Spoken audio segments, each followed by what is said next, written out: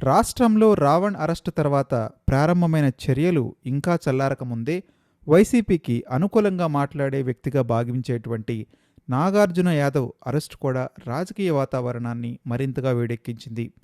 ఆశ్చర్యకరమైన విషయం ఏంటంటే తాజాగా మాట్లాడిన వ్యాఖ్యల కోసం కాకుండా 2 ఏళ్ల క్రితం చేసినటువంటి వ్యాఖ్యలను తీసుకొని కేసులు పెట్టడం, పాత వీడియోలను వెలికితీసి అరెస్టులు చేయడం అధికారిక దుర్వినియోగమా అనే ప్రశ్నలను లేవనెత్తుతుంది.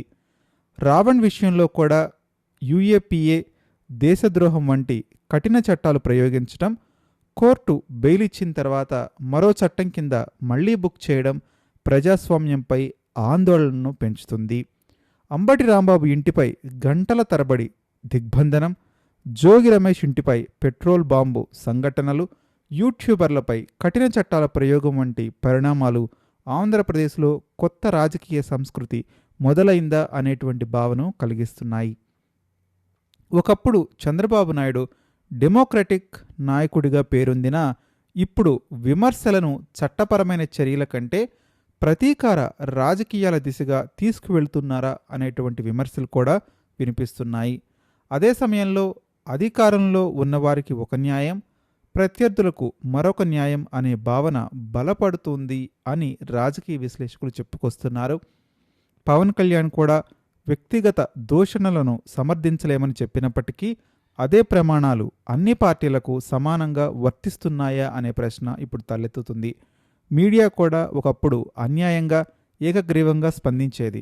ఇప్పుడు మాత్రం పార్టీ వారీగా విభజించబడింది. కఠిన చట్టాల ప్రయోగాన్ని సమర్థించే స్థాయికి చేరిందా అనేటువంటి విమర్శలు కూడా ఉన్నాయి. ముఖ్యంగా ప్రజాస్వామ్యంలో ప్రశ్నించే హక్కు ఉండాలి, కానీ వ్యక్తిగత దూషణలను సరికాదు. అదే సమయంలో విమర్శల పేరుతో ప్రతీకార అరెస్టులు కూడా ప్రమాదకరమనే అభిప్రాయం వ్యక్తమవుతుంది.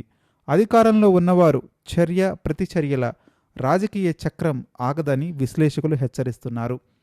చివరికి ప్రజలు కోరేది అభివృద్ధి కంటే ముందుగా ప్రశాంతమైనటువంటి జీవనం, చట్టం ముందు సమానత్వం, భయం లేకుండా అభిప్రాయాన్ని చెప్పే వాతావరణమని ఈ మొత్తం చర్చ మరోసారి గుర్తు చేస్తుంది.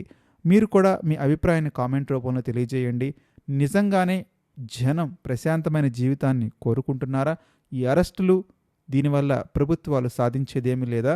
ప్రభుత్వాలు మరొకసారి ఆలోచించి ముందడుగు వేయాల్సిన అవసరం వచ్చిందని మీరు భావిస్తున్నారా? మర్చిపోకుండా కామెంట్ చేయడానికి ప్రయత్నించండి.